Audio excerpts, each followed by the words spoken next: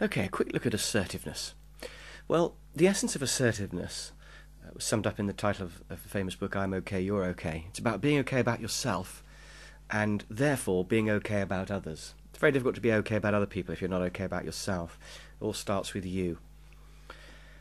Being okay about yourself. And that means not thinking that you're better than other people or that you're perfect, but realising that you're not too bad really. Being able to look in the mirror and not hate what you see. Not blaming yourself for everything, feeling guilty about everything.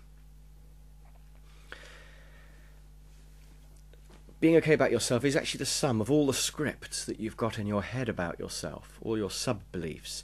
So you'll probably have scripts about, I'm good at sport, but I'm not very good at meeting new people, or I'm forgetful, or I'm not very organised. I'm a good driver, but I'm not very good at golf, or something like that. And we have all sorts of other scripts as well about, whether we're patient in situations, whether we're able to give talks. And we're therefore a collection of good and bad beliefs about ourselves that govern our behaviour. And you can change these. You can change yourself and you can change your scripts. Sometimes they get changed for you by your upbringing or by things that happen to you. You discover you can do things, or you develop a belief that you can't do things, which becomes self-reinforcing every time you avoid that situation. But you can change your scripts by what you say to yourself. And it's very important to have a... By the way, do you have a voice in your head or is it just me? Yes, I'm sure you do. It's very important to have a positive dialogue with yourself in your head. You need to say, I can do it, I'm looking forward to it, it's going to be fine. And these need to be positive statements. If you say it's definitely not going to go wrong, people are not going to throw fruit at me while I do my talk, then obviously you're visualizing something horrible and that's going to go into your subconscious. So you need to put in good images and good thoughts into your subconscious. I can do it, it's going to go fine, it'll be easy. So by repeating things, you can gradually change your scripts. It won't be instant. When you first say something that goes against one of your scripts, your subconscious says, oh, I don't believe that. But if you keep saying it, you can gradually change what's in your subconscious. Your subconscious, after all, can't think for itself. It's just the weight of everything that's happened to it in the past. So it knows what's happened in the past and what you've always said in the past, but you can gradually change that, like gradually changing the colour of paint or changing the direction of a supertanker. So that's the idea of script. The next assertiveness idea is the idea of rights, the fact that you have got rights. And if you believe you're okay, you will believe that you've got a right to stand up for yourself and to stand up for your rights. But you also have to respect the rights of other people. Otherwise that would be aggressive. So people are either passive or aggressive usually. And the idea of assertiveness is to do not a middle ground, but the best of both. It's to say, I've got rights, but so have you, and I'll respect those as well. One of your rights is to say how you feel, and we all have a right to feel however we like and to express how we feel.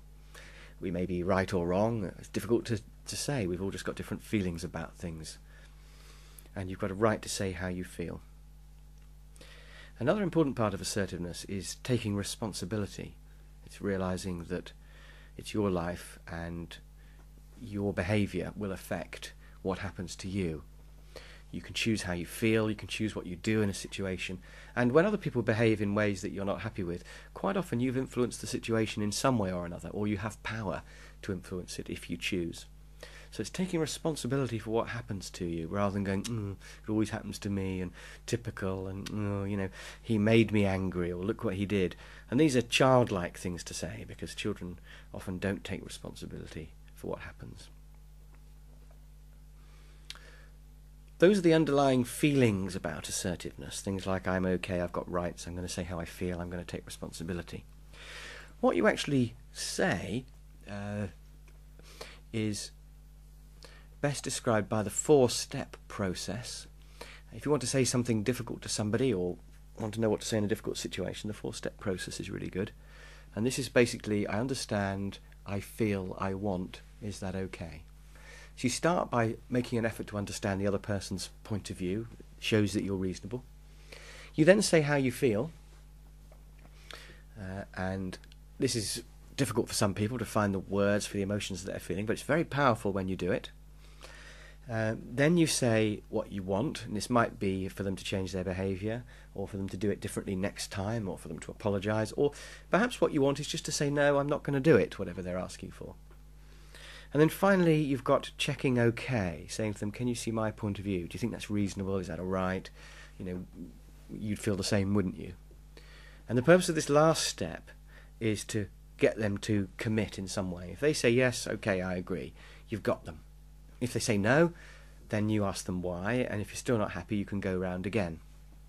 If you are happy with their explanation, you might decide to change your position or come to some workable compromise. So that's the 4-step process. I understand, I feel, I want, is that okay?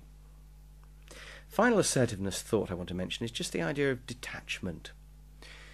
When you're in a difficult or emotional situation, it's good if you can detach yourself somehow. So stand back, sort of out-of-body experience, and watch yourself having that interaction with that other person. And look at yourself and think, am I doing this the best way? What else could I do? Am I in control? Those sorts of things. But also realising that the other person has got their own feelings and values and view of the world, and it might just be different to yours. If they're being horrible, maybe that's their problem, not yours. Maybe they've got some sort of baggage from the past, and so rather than taking it personally, you might decide to say, well, you know, that's up to them. Of course, never forgetting the fact that you are responsible for influencing the situation. So you've got a choice of either, if you like, mentally walking away, or mentally saying, well, I'm going to influence this situation. I'm going to say something different here. So detachment, very powerful, I think.